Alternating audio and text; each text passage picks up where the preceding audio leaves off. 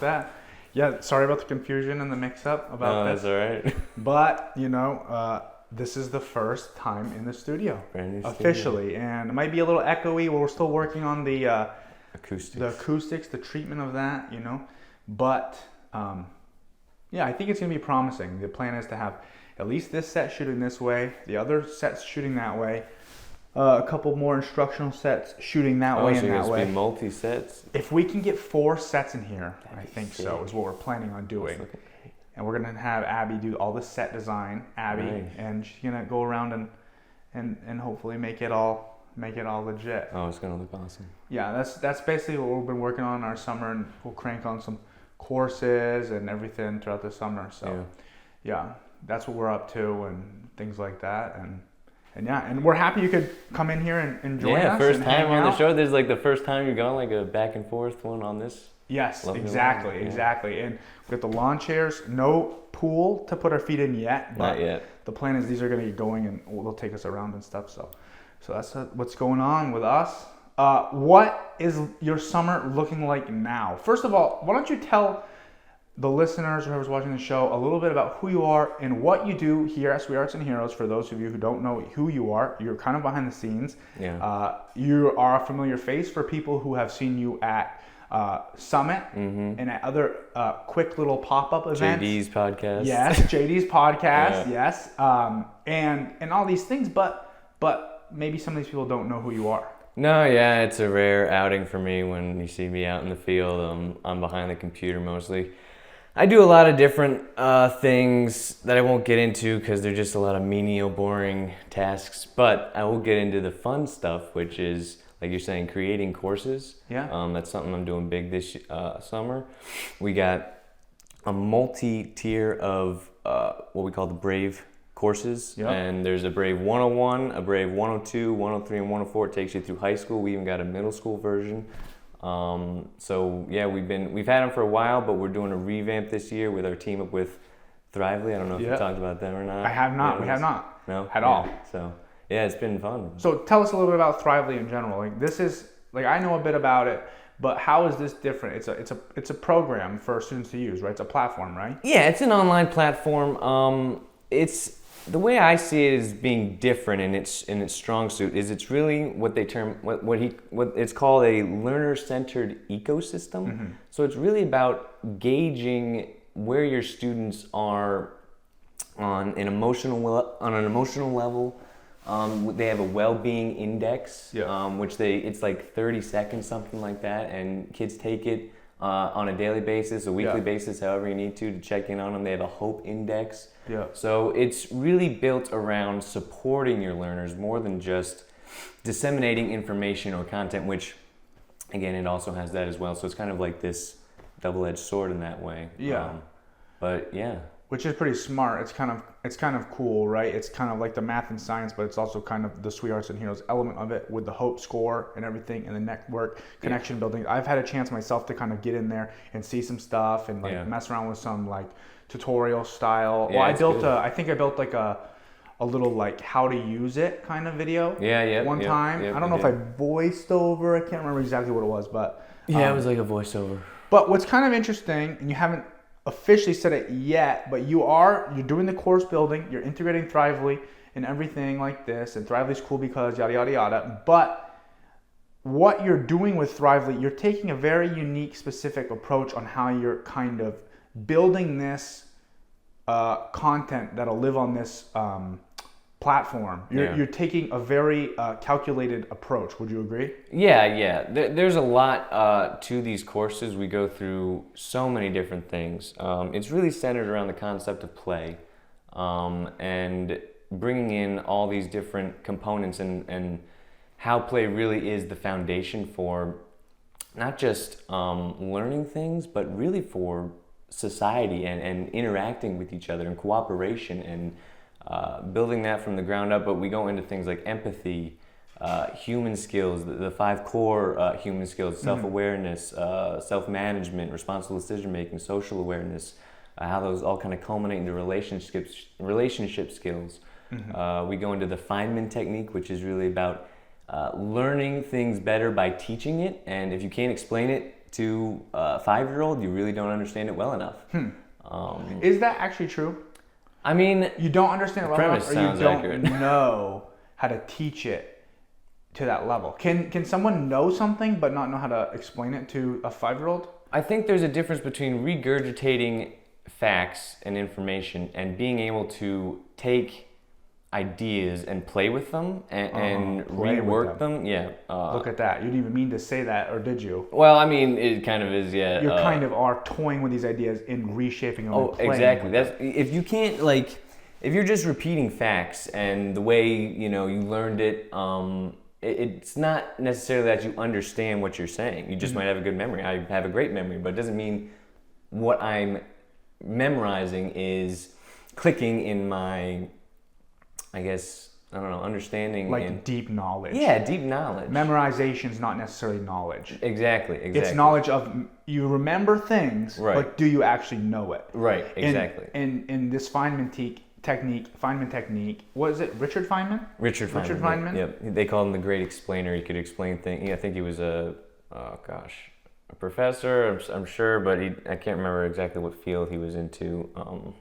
But yeah, they call him the great explainer. And he just said, and I think this is actually very, very cool. And I love all this stuff. And I just love how you're kind of explaining it your way. But I think that, and I'd like to go back to play in a second, because you kind of said it was so important for society. And what I'm hearing is like human beings playing and learning and having fun and all this stuff. So I think that Feynman was really onto this when he was saying, like, if you can't explain it at a 5-year-old's comprehension level, right? Then perhaps you don't know it enough to make those adjustments and play with it. You haven't played with that idea enough yourself. Yeah. And discovered enough. Yeah, well, kids, I mean, they're the greatest scientists really in human existence, because you go back to how kids develop, and it's by asking questions.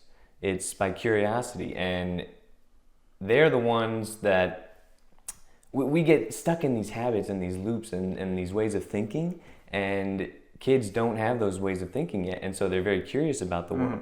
And that's how by playing, they're interacting with the world. That's their curiosity in action. And so being able to explain it to a 5-year-old, yeah, I mean, you can pretty much explain it to anybody then. Yeah. So That's interesting how you say this. Kids we get stuck in these loops of thinking. These loops being what? Just real quick. I just think it's the ways that the pathways of thinking. I mean, you think about something the same way over and over and over again. It becomes a habit, becomes repetition. You don't think about it. And especially growing up, early memories, when you think about those things the same way over and over and over again, that just becomes the normal. Yeah. And stepping outside of that, you can do it, but and until you're aware of the fact that you're in that path, you can't really step outside of it, And kids kind of almost force you to do it by asking you why, and you don't even know. And why are kids not in that path? Is it because we haven't taught them that path yet, or it's because, I'm just curious at when does this loop of thinking or this anti-curiosity of thinking occur? Is it something that is being taught or trained into these kids that you found, or is it something that just tends to happen to humans as they get older? They become less imaginative. They get more consumed with the logistics of their day-to-day. I think it's a little bit of both.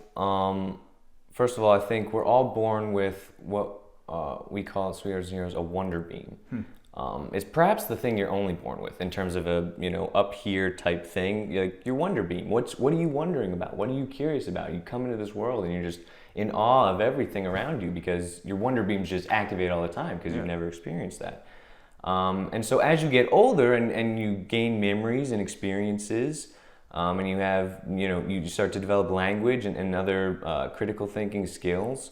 We have to have memory in order to get to function in the world, but remaining curious and I think it's very much largely trained out of kids. Just the way things are currently structured, we often feed them information a specific way we want it. We break things down to its components, tell it to them, and tell them to regurgitate it back. We don't really as much, I would say, encourage question asking as we should. And when I say encourage question asking, that should perhaps be the majority of, education, like trying to find answers, and not it being about answers, it being about the process of learning. And so I think it's, as we get older, we naturally tend to slip away from being curious, and I think we need to keep our perspectives open in that way, but at the same time we also need to foster questioning as a skill, because it's a skill that we just don't practice. A line of questioning that I remember through my youth, or was taught, was, like the scientific method, where you wonder something and then you build an experiment, you test it, and then you kind of you make a guess too. You have a hypothesis as well, and you look back and see. And like the way that it was taught to me was, it was supposed to be this kind of perpetual cycle of like trying, like having idea, wondering, predicting. So like this kind of like future, what I think might happen. Design something that might show this off, and then revisit it. Did it happen? Did it not happen? Where did it go wrong? And then refining it again, and then doing it again with a new hypothesis. With your Wonder Beam concept that you've been working with, is there any element of reflection or refining these questions? Maybe you come up with, you wonder storm or think up all these questions, right? What do we do after that? What's the point of this? Yeah, so we have been developing this thing called the wonder question technique, which is really about tapping back into that wonder, that curiosity that we want kids to pursue. We want kids to pursue, their interests. We have access to unfettered information today. Let's give them, the license to go and figure things out with it. And so we've been developing this thing called the wonder question technique, which, as you mentioned, starts with the wonder storming. Right. And it's this divergent thinking where, we want to generate, if you imagine like this tornado, we can ask questions about anything, right? And so we need some kind of framework. We need something to focus, our wonder beams toward. Otherwise, we could just wonder anywhere. So we frame this thing up by, just having a constant focus. We want to talk about like perspective, or we want to talk about hope, or we want to talk about action. So that kind of gives us the frame of where we're directing our questions. And then the wonder questioning technique starts with the wonder storming process, that divergent thinking, where we're generating a bunch of questions. Because you really can't get to the great questions without going through a lot of quantity. You can't get the quality really without the quantity. It's almost like finding a needle in the haystack. But you got to have the haystack, you know. So that's the divergent. And then it funnels down to what we call cloud funneling, which is what you're getting to. There's the metacognitive, which is the reflection on, after we've generated all these questions, why are we asking these questions? Because these questions don't just pop out of nowhere. No question arises in somebody out of nothing. Like, it has to come from somewhere. You're saying like an inspiration source? Yeah. Deep down, like why are you curious about it? And you ask yourself that question. You don't want to. It's not about asking. It's not about a teacher asking a kid. Why are you wondering that question? It's reflect. Like, why do you think you're asking that question? And it turns it into an introspective self-awareness, which is really the foundation of all the human skills. And so that eventually takes us to, as we're looking for this needle in a haystack, this what we call the apex questions, or the I wonder questions. And they're really the ones that, where our wonder beams all kind of converge on. They're ones that are really centered around like things that deal with humanity. And like our collective consciousness, our collective reality, the things we experience and share together as humans. Yeah. And when people come together and they discover these I wonder questions, it's a group, like maybe 5 people could kind of come up with one single question. Is this true? Yeah, I mean, you can do it with any group, really. I mean, I would say in terms of a practice in education, I would say, probably 3 to 4 people in a group would probably be good. But you can also bring it to things like circle.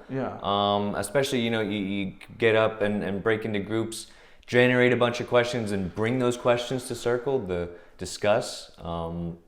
But I mean, it can be done with anything, and you probably do it more often than you think. Like just wondering about things, like what if. In your everyday life, I've found since we've been developing this that you think of these things a lot more than you actually think you recognize that you do. So even just the concept of hearing this and saying, oh, this is going on, this is a thing, it almost kind of sparks that awareness in yourself, and you can kind of, it'll dawn on you when you were wondering something and you're kind of something like that. What I find interesting is you're using this kind of method to like get to the bottom of topics but simultaneously you are presenting every person with the opportunity to reflect on themselves and ask, why am I curious about this? Yeah. Which is kind of interesting. Yeah, well, it's interest-based learning. Interest-based learning. It's project-based learning. It's, again, we have all of this technology right in our pockets. Back in the day when you didn't have access to the library right away because it was closed, you had to remember things. You had to store information in your head in order to get through, everyday life. And today it's just different. Yeah.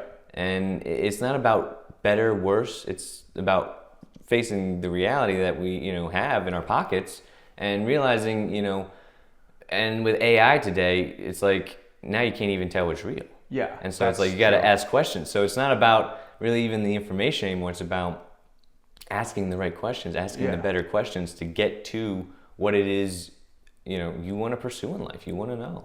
Yeah, that's interesting you brought that up, and you brought up two things that are really kind of cool to me. One, it's not about good or bad, it's the fact that it is what it is and we're here, and this is kind of something we have to adopt. Another thing I remember from my childhood was when I was maybe fourth grade or something, I was on the internet, and we had a computer class where they taught us to go to the internet, and this actually went throughout probably my whole middle school, maybe high school, maybe even college. When you check your sources, you need to make sure that your sources, where you're getting information from, are reliable. Now, what that consisted of then was, does it end in a .com? Does it end in a .gov? Is it a .org? The domain. Yeah. Also, you look, when was it last revised?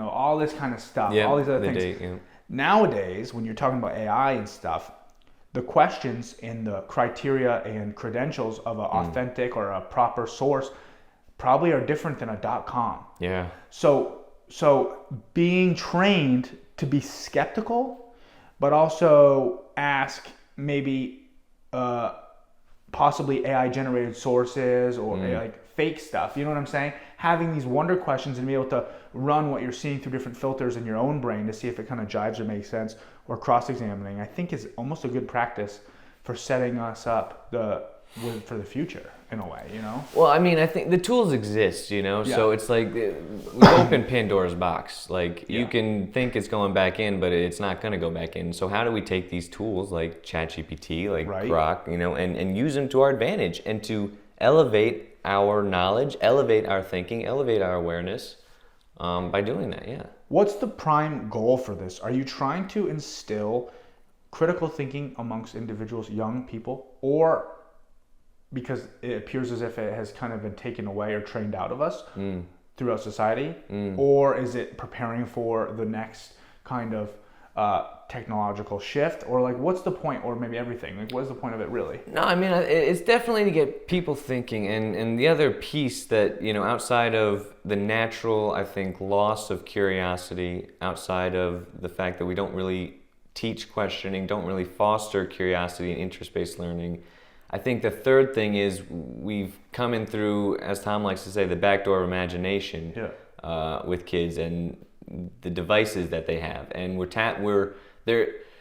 feeding them other people's wonder. Like everything that exists was an idea at one point, right? In somebody's head, but we've tapped so much into this two-dimensional space of other people's wonder that we've lost the ability to have our own. Yeah. And I've noticed it in my own life, like just, at the end of the day, sitting down and watching television rather than sitting down and writing a book, sitting down and knitting something, sitting down and just bringing something into existence. I'm consuming something that is, already in existence. And it's not that it's a bad thing. It goes back to, self-discipline and teaching ourselves and helping each other figure out, this technology is advanced faster than we can figure out how to adapt healthy habits with it. And so it's not about, taking technology out of the picture, because it's not going out of the picture. It's about how do we teach ourselves and help each other, handle it in a way that benefits us rather than, as we're seeing, I think, is hindering us. Mm-hmm. So no, that makes a lot of sense. And I've noticed that pattern as well in my own personal life. This concept of like you say, the end of the day, what do I want to do? I'll watch YouTube, or I'll just chill on my phone, play a game, or something like this. I mean, not even play a game, I guess. That was wrong for me to say. I would more say consume. Dude, sometimes you just scroll YouTube. I don't even like watch the videos. You just look at the pictures. Just look at the pictures. Yeah, just like the thumbnail of YouTube or something. I know. It's and, just check it out. It's read mindless. I do like consuming the comments. I find some Interesting. joy I in never got into the comments. Why do you like the comments so much? I don't know. I think people are just hilarious. But that's another thing. I can't tell if they're real or not. And then sometimes I'll research. This is crazy. I don't know if anyone else does this, but I'll read the comments. And if I see some comments that are nearly similar, or they're kind of saying the same thing, I might research the profile and speculate if they're a bot or not. Dude, I heard that 50% of comments now are bots. I would believe it. It's every other comment. I would believe it's it. gonna be a bot. It's crazy. And I don't know. I'm not saying I have an eye for this. I could totally just be making this up in my head. But like, I think I know when they're bots. They're like a super generic photo. Yeah. Or something like a flower or something. No, my wife was saying the same thing. She was saying that she was starting to be able to pick out the comments because they're similar, apparently. They're similar. Yeah. Yeah, which is, kind of a mess when it comes to like propaganda and stuff and like consumerism. It's like advertisement, propaganda, all this stuff that could be sometimes, having this kind of curiosity or wonder or some kind of internal driver within your human being, would probably be like a guiding light in these times of uncertainty. Because it's like to stick with the weather theme here. Like, I feel like all this crap and like information, not to sound negative, can just feel overwhelming to differentiate if you're about to run into a rock or you're smooth sailing. So having your wonder beam to guide you might be kind of like a cool navigational thing. No, that's a great way to think. But instead of like skepticism, like let your wonder beam guide you, because it doesn't, it's not as, I don't know the definition of skepticism and if it's a negative type connotation, but like letting your wonder beam guide you and your curiosity guide you, and not being afraid to ask the question, I think is the big thing. Is we're sometimes afraid to ask. Yeah. No, that's very, very cool. And that's just refreshing, honestly. You mentioned consume, and I've been kind of thinking about recently, like how it seems as if everyone seems to be consuming a lot of things, media, whatever, opinions, comments in my case. And I'm just curious now, do you think that the lack of producing and when you tend to consume more, you know what I'm saying? You're off balance from production and consumption.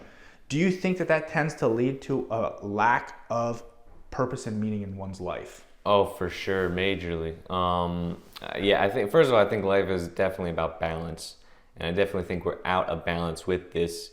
Your creativity is just. Perhaps who knows what the meaning of existence and reality is, but creativity could certainly be a satisfying answer for humanity. For humanity, like as purpose and meaning. And the fact that we aren't fostering that more with our creativity and curiosity, which is where wonder comes from.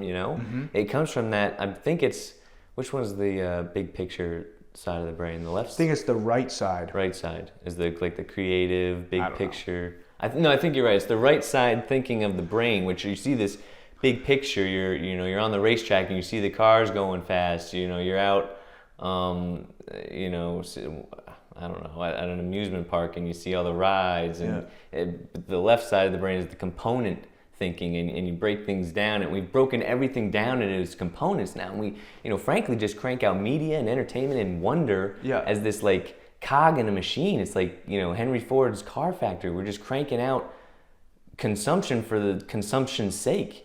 And this like ChatGPT and AI is like great in one sense, but at the same time it's like, where's the human in it?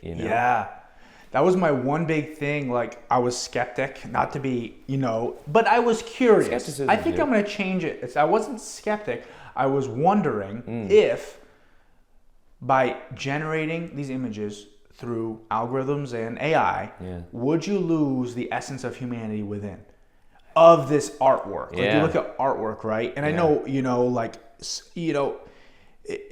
and you can say, well, I mean, artwork is it varies so much anyways, Yeah. you know, like, is it beautiful that, you know, an AI can design that stuff? Yeah, it's really cool. Is it cool that they can design logos? Yeah, it's really cool. But like, do you lose the human element? On one hand, maybe, you know, but it's also way more efficient, you know, if that's what you're into it for. I don't know. If that's what you're into it for, it's like, what is art? Like, what is it trying to say? Like, I feel like art, and I was just thinking about this the other day, is like, it's just another form of language and expression.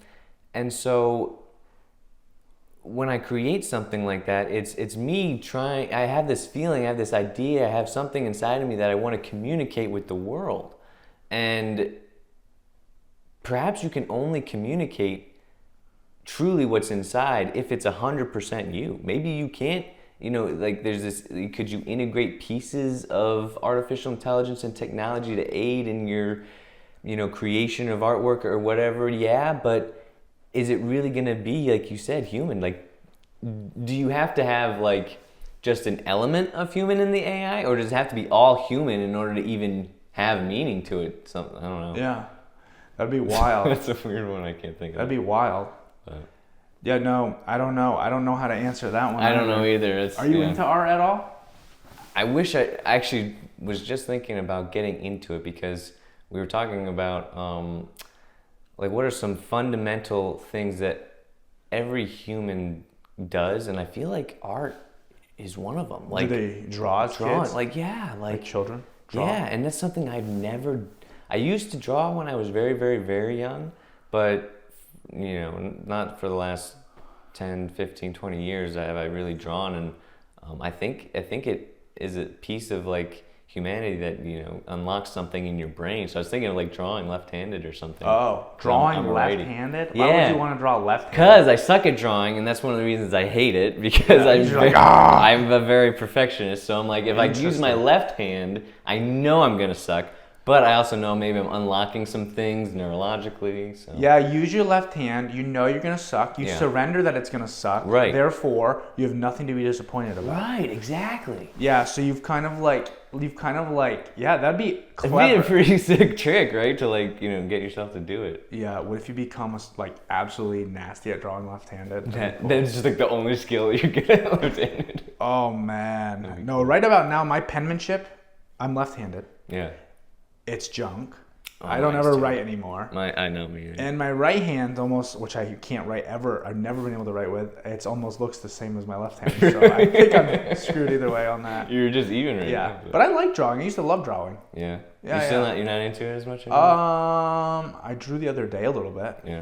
You know, I used to draw monsters. I created my own books, and we're gonna. I had something to say previous, but we'll talk about that after. Anyways, Okay. I used to create my own books when I was in like the first grade. I would create monsters. I would draw monsters. Yeah. And like collect like brand new different kinds of monsters. Nice. And I would like, you know, they'd all have their own little power, and then I'd keep Nice. it, and then I'd staple it together, and I made a whole like almost Like textbook. your Pokemon deck. Yes, Yeah. out of big pages. That's Book awesome. of Monsters, and I had 2 volumes, and they That's were awesome. thick.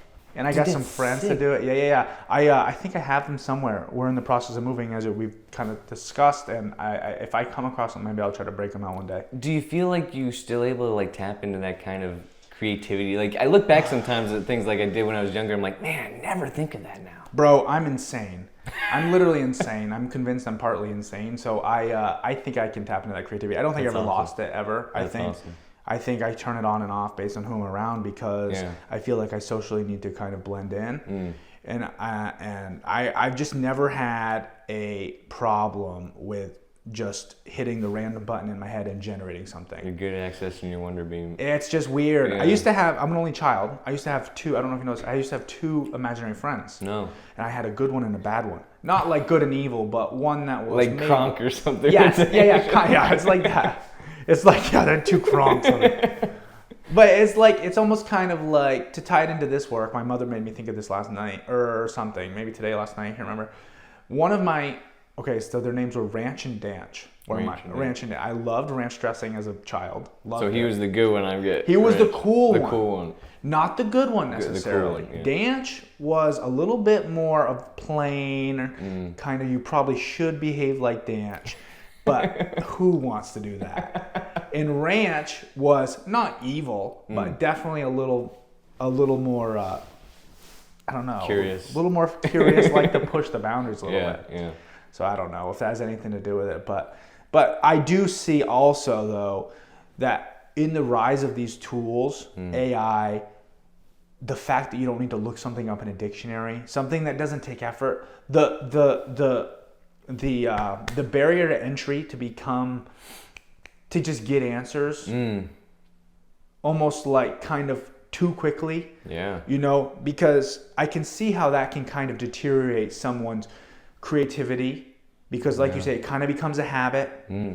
And I can see how that can kind of also probably strip opportunities where meaning could be found in creating something. Because creating something's fun. Yeah. And it feels good too. Yeah. You know what I mean? But it's also very hard, and it's one of the reasons why I think we're just naturally prone, biologically, psychologically, whatever it is, like we are just prone as human beings to take the path of least resistance. Yep. I mean, I think that is almost a law of physics in a way. Dude, our battle today is so different than like that it's ever been for at least common knowledge, like history. Like we have to figure out how to balance these. We're in such comfort. We have all of these amenities, all of these things, like all of our needs in so many ways have been met, and we have a surplus of it, that our bodies and minds don't know how to even take it, even adjust it. And we have to figure out this balance, man, between like a healthy lifestyle with this stuff and overindulging in it. Yeah, because it's a very fine line, right? It is. It's a very fine line, and overindulging in it can be really detrimental to the self or to the society as a whole. Because if everyone overindulges, I will guess that they kind of feel more about themselves instead of the collective. I'm just guessing there with that. Yeah. I don't know. I'm sure there's some kind of science out there, but I don't know. I just want to kind of talk about that. So that, what you said there, the overindulgence and how it can kind of be, like, how do you combat that? How does someone build resiliency? How do you stop getting comfy? How do you stop doing this stuff? Yeah. And are there maybe even like institutions or anything that kind of promote that? Yeah, well, like I'm talking even Spartan, do hard stuff. No,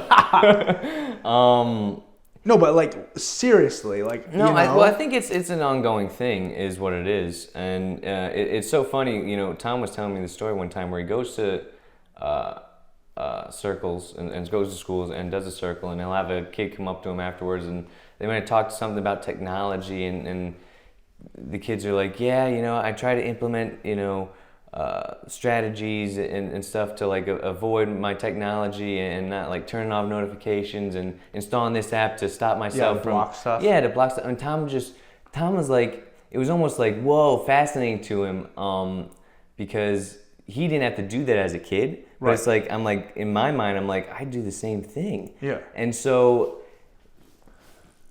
unfortunately and fortunately, our kids really are going to have the answers to those kind of questions, because they're the ones growing up in it, and so they're the ones that are going to know how best to combat it. I think there is a lot to say for the awareness side of it. Like, once you become aware of things and truly aware, where it's not just like a passing, you hear something, you learn something, and you don't really think about it. Awareness really is a perpetual thing. It has to be a perpetual thing, because we are our habits.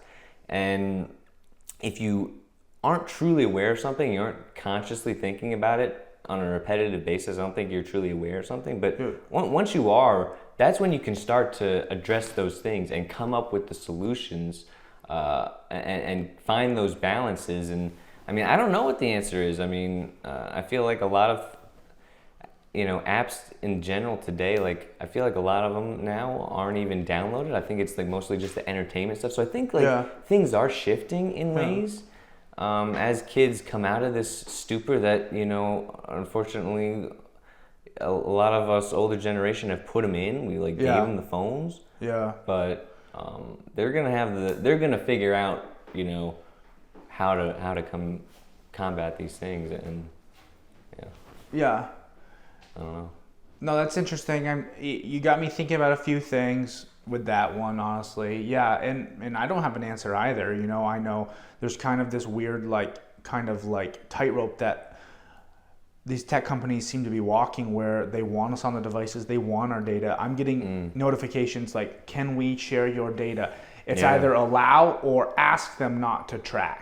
Like, it's not like, it doesn't feel like a no. Do you know what I'm saying? Yeah. So we are the commodity. Our data is the commodity, So in a way, that's our economy. And basically when you hit accept on that, that terms and conditions, and we just do it mindlessly. And we do it mindlessly, and isn't that clever how it's 1 million pages long? I know, they make it tough so you don't want to read it. Because we are lazy. We want to take the easy way out. That blue button's at the top of the page, not the bottom. Yeah, exactly. You don't need to make it scroll anymore. You used to have to scroll to the bottom and then hit accept. Not anymore. You can just skip it.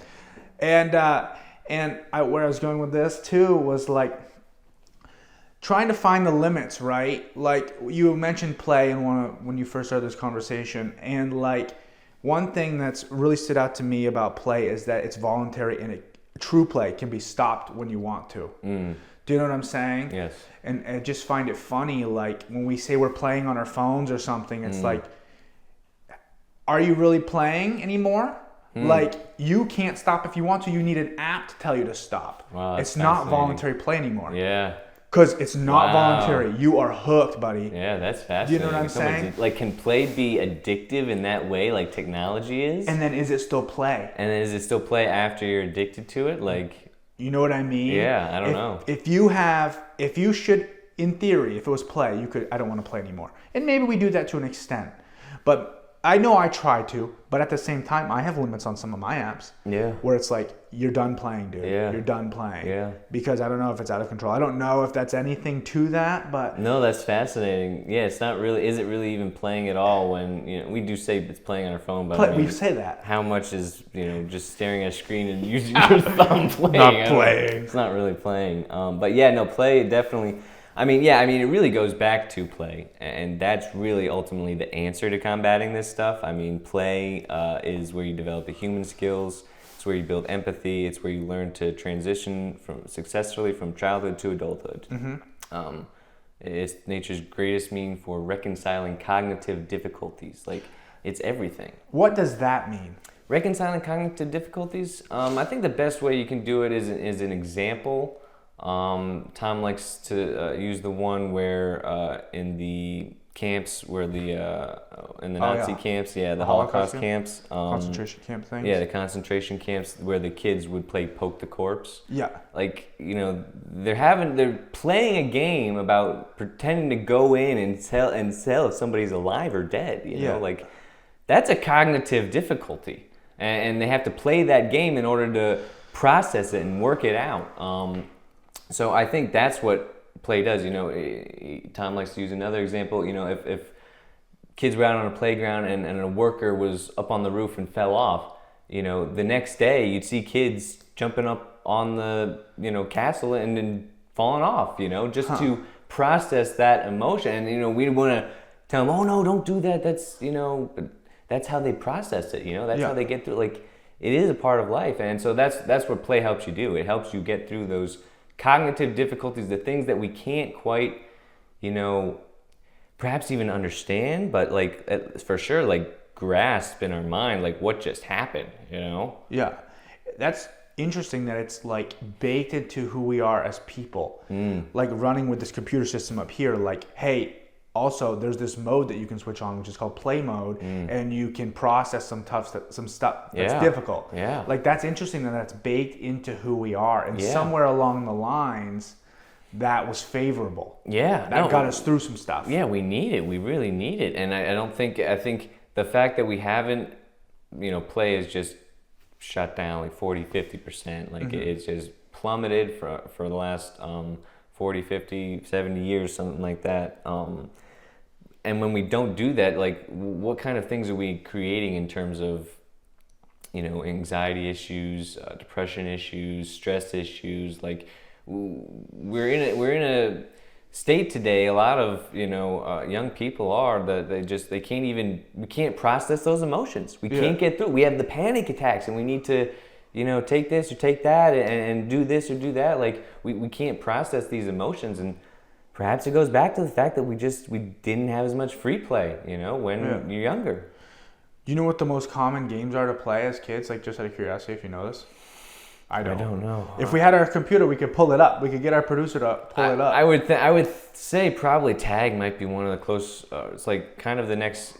It's kind of like one of the first things I think in like rough and tumble play, which is rough and tumble play is one of the earlier versions, I think, so of working play. out. Yeah, like Interesting. I mean, you learn to control your body. You learn to control a lot of. Well, you also skills. learn who to go with and who to align with. How far to push things. Yeah, I'm sure. No, rough and tumble play. I get that. That's cool.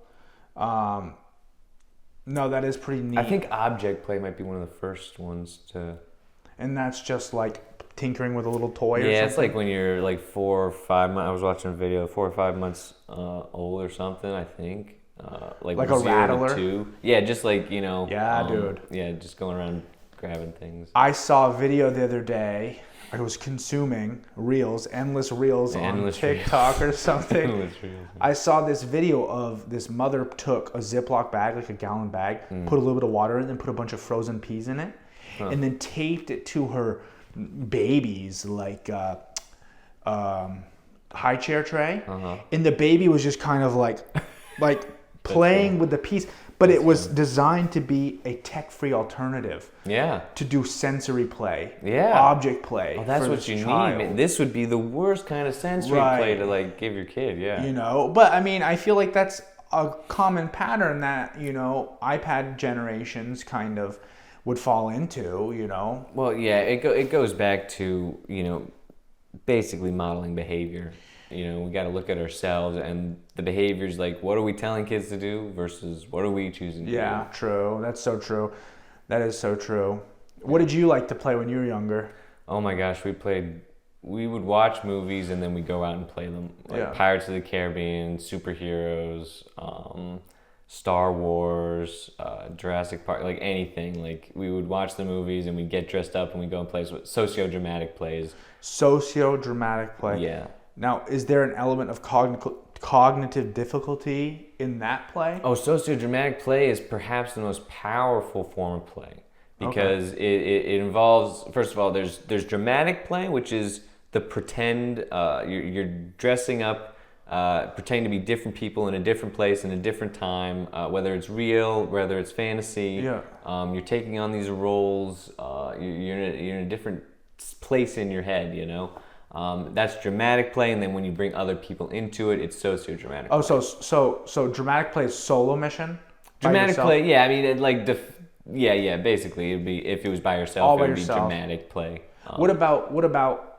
Is this object play? Let's say I had 2 Legos or action figures, and I was pretending to be like, I don't know. If I made up the characters in my head, this is Ralph, this is Jeff, and they're fighting each other. Is this, although it's just me playing, and instead of me being the characters, I'm controlling both characters, is this the same thing? Is this dramatic play? I don't know if that would be considered. I would assume on some level it's dramatic play. I mean, it's.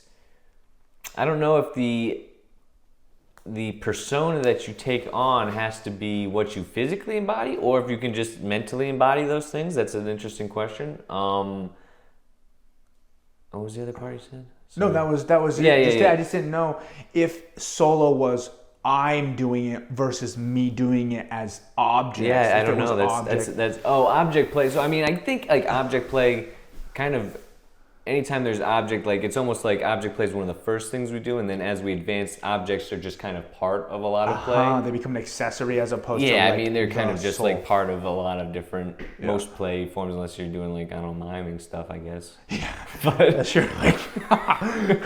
But we do that too. We include that stuff as kind of like an integration of both. But that's fascinating, though. I never thought of the concept of if it's dramatic play, is it just you having to take on the persona of something and you have to get in that mindset and physically do it? Or can you just be in the mindset and project that onto objects that you're playing with? Yeah. That's an interesting question. Because in my life growing up, when I was, only child, Yeah. I would do a lot of that. Yeah. I would have toys, Yeah. Legos, like I'm playing with a Lego now. Yeah, yeah. Or like mini action figures, and I would create storylines. Yeah, we did that all the time too. know? Yeah, so that I would probably say it's part of dramatic play. Yeah. Yeah. I just don't think I probably was exposed to the conflict resolution elements that your play was probably. Yeah, there's probably, I mean, I don't know, because, I was homeschooled, so a lot of the play I did was also with just my three younger brothers. So, in terms of there was the social building there. Yeah. But at the same time, it's also been interesting for me in terms of other people. I've had an interesting transition into adulthood in terms of playing with other people. Interesting. I'm not as good with that. I'm great playing with people that I'm comfortable with. Yeah. I mean, okay, but Yeah. with other people, it's interesting because I feel like you can play with anybody at any time. Like, you just get in that mood. Yeah, I don't know what that's all about. I don't know. But you don't feel that. In terms of no, not really. I usually have to be comfortable with somebody until I get really into the play mode for some reason. Yeah. But yeah, I almost wonder if there's that one. tiers to how much you play. Well, there is tiers to how much you play. I'm sure there's a spectrum, or almost like, I'm really comfortable with you, I'll play with you differently than someone I'm not very comfortable with. Yeah. There's or, this is interesting too, I'll play with you differently than I'd play with Tom. And I'm comfortable with both of you.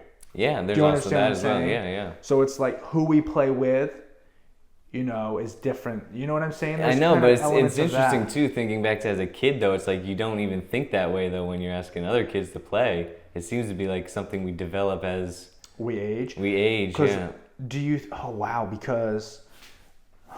we just ask anybody to play. Let me think about that a little bit. So say that again. So you'll play as a child, as a kid. You would play with absolutely everyone. Yeah, I would say, if they obey to your kind of guidelines. Right. If you're collaborating and there's the continuation desire, the autonomy of play, like you're saying, the right to play, I have the right to not play. Well, explain the continuation desire, because that's where I was going. Well, it's very the continuation desire is very interesting because this is why play might be the foundation for society in general, and not only society but perhaps objective morality, because play there's only so many ways that you can offer a game that someone would be interested in playing, right?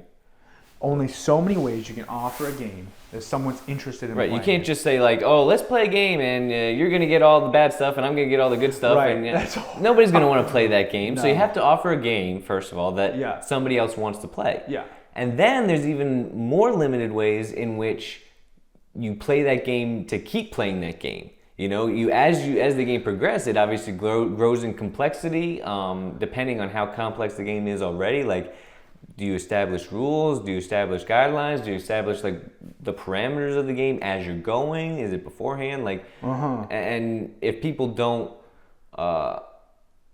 adhere to the things that the group or the other individuals are, going to accept, then you're not going to be able to continue play. So the continuation desire comes into where it's okay, I need to be mindful right now and be okay, I gotta not whack somebody with this foam sword as much as I'm whacking them, because their dexterity is not as fine-tuned as mine yet, and I'm crushing them and they're not having any fun. And they quit. Yeah, and they quit. And so if you want the game to continue, you gotta, adjust yourself. You know what, dude? It's either they quit or they go get someone who's gonna smash you. And or they're gonna learn that way too. Well, there's also that possibility as well. So, that's why I think it's the foundation of society and objective morality, perhaps, because it's... Yeah, I don't know. It feels like a miniature diorama of geopolitical each person's like a country, kind of like Yeah, almost well, vibe, you know what I mean? it starts out like very simple and almost the natural progression of play, and it's just this game of life that we're in is just this super complex Game of play. game that we're playing Of by these rules. negotiating, rough play, Yeah. perhaps. Yeah. And quitting might not look the same. Quitting might look like war or something. Yeah, certainly. You know what I'm saying? Yeah, like, I'm not trying to get gross or big with it, I know but I'm what you just mean. saying, like, it's so. You quit your job, you're not gonna have any money. So almost in a way, we don't lose our play as we get older. Our play just turns to like we lose perhaps like, do you get what I'm saying? Oh no, I know where you're going. I think I know where you're going. Like it almost like it morphs into like high stakes play. It morphs into this high stakes play that I feel like loses the wonder and the curiosity. Yeah, the spirit of play. It becomes like almost this game has become again. It's like we don't have the right to quit. Really, this game. This game is like kind of like defined, and we can choose to quit. But if you can't you try to quit the system. Like, what are you gonna do? Get rid of your phone and not get a job? Like, what are you gonna do? So that's interesting to think about. But I see what you're saying in terms of like the game becomes monotonous. No one plays fun. 9 to 5 when they're 3 years old. No one plays like go. That's there's the iteration process. It's just we've kind of gotten away from the iteration process, driven by the wonder. Like, I feel like we've set these rules and these boundaries, and then have only just continued to add on to those without like, I don't know. There's some foundational things we're missing. Just out of curiosity, because I like this stuff, in regards to playing and learning, you mentioned with Thrively, playing and learning, play helps learning. Do you have anything, why is play so important when it comes to school and learning at this, like, why does that matter? Well, oh man, there's a great study they did where it's like, do you know the study where they did like, I'm familiar with the repetition study. It's like 200 or 300 repetitions. Abby, pull it up real quick. Pull up the study. Listen, in our next studio, in the studio, once it's done, once we get power in here, pull it up right there. Pull it up. It's gonna go on the Love Your Lawn board, and we're gonna see it, and we'll be able to read it. But I think it was like some Christian university or something. Texas Christian University. They did a study, and it was like, I want to say, and this might be incorrect, so don't quote me, 200 to 300 repetitions to create whatever the synapse level was. I think it was 10,000, and it went down to like 20. I know it went down to like 12 or something. Yeah, it was significant. But when you add the element of play and fun, and true play and true fun, and then you have to get into what that means definitionally, in terms of being outside of what we call the Z-pad, the zone of proximal anti-development, which is kind of borrowed off of something else, which is a zone of proximal development. But basically, like, if there are adults in the area, it affects how of course the play well, this is kind of what we were saying with how I would play with you versus play with Tom. Right. Yeah. Peer group versus and elder. It probably is an age thing, actually. It probably is. Because even I interviewed a couple people from Ticonderoga, and they were referring to Wyatt coming down to help play their step presentations with them. And they said having Wyatt there was even more playful than having Pat there. And even though Pat's closer than Tom and Rick, and then Pat was more playful than Tom and Rick. And it's not to say Tom and Rick are not playful. They play all the time. It's just the age. Yeah. And Wyatt can be very serious. Wyatt's very serious about his magic. Wyatt's very serious. I mean, I know, I've known Wyatt for a while. And it's the age, because I asked him specifically, I said, why do you think that is? And he said, he's just, I don't remember the exact quote, but it was like, he's just closer to our age. Yeah. So I think you know. No, that's a big, well, I mean, again, going back to watching movies growing up, like, we always like to watch a lot of TV shows and movies that were like about kids like 4 to 5 years older than us, Yeah. Because you're like looking up to those kids, those are your role models. Yeah, like you're not watching Captain Phillips when you're like 4 right, years yeah, old, but is it now I'm getting into Captain Phillips you're like, stuff because I'm the captain. I'm now. getting that old now, so you always are looking up to those that are. I think they did a study, and it's like I want to say a third to 2/3 pair up. When you get an age mixed group together, pair up with students within 2 to 4 years of their age. It's like a third to 2/3 of kids like just naturally happens, and that's again the play element. Yeah.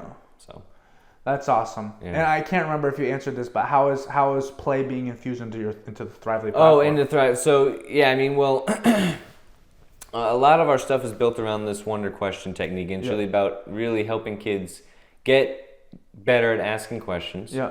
Because it is a skill, Yeah. and what's great is everybody has the skill because Yeah. you're born with a wonder beam, so you can always improve the skill. But you have to practice the skill. So we add that, and then a lot of our stuff, a lot of our classes, specifically the B.R.A.V.E. classes, are very project-based, very age-mixed, learning-focused. And so there's a lot of the bully drills, what we call hero huddles, which are like mini circles with kids. Which are so sick, by the way. They're very I've neat. seen Joe do a couple, and even Pat. It's like a really good. It's a huddle. It's really what it is. Yeah, it's like a little mini hero huddle. Yeah. And so that's our curriculum tries to interject. It's about talking about human skills. It's talking about empathy. It's talking about these things that we're facing: hope, hopelessness, this war on hopelessness, the need to take action, the different strategies and superpowers you can use to take action, and that's the other thing about Thrively is it's built around strength, which is really its core. It's strength assessment, right? Which is really about helping kids figure out what they're good at. Yeah. You know, focused, analytical, academic, street smart. Like, I don't think street smart's one of them, but you know what I mean. Yeah, I do. So it's really a great platform to get information on, as well as to figure out where your learners are and give them tools and resources to build off of their interests and what they want to pursue. They have, like, Thrively has some great career trajectory type courses they do too. So it's really which would be helpful on one platform. Yeah. Well, that's very sick. We're excited to shoot some content for Thrively this summer in the studio. We are looking forward to it. One of our sets will be dedicated, like I said, to that, and it'll just be really cool. We're just excited to work with you and hammer this thing out, man. Yeah, man, it's gonna be awesome. So thank you very much for coming on. Thanks for having me. I appreciate it. Awesome. Cool. That was fun. Break in the new studio, I guess. I think that was cool. Yeah.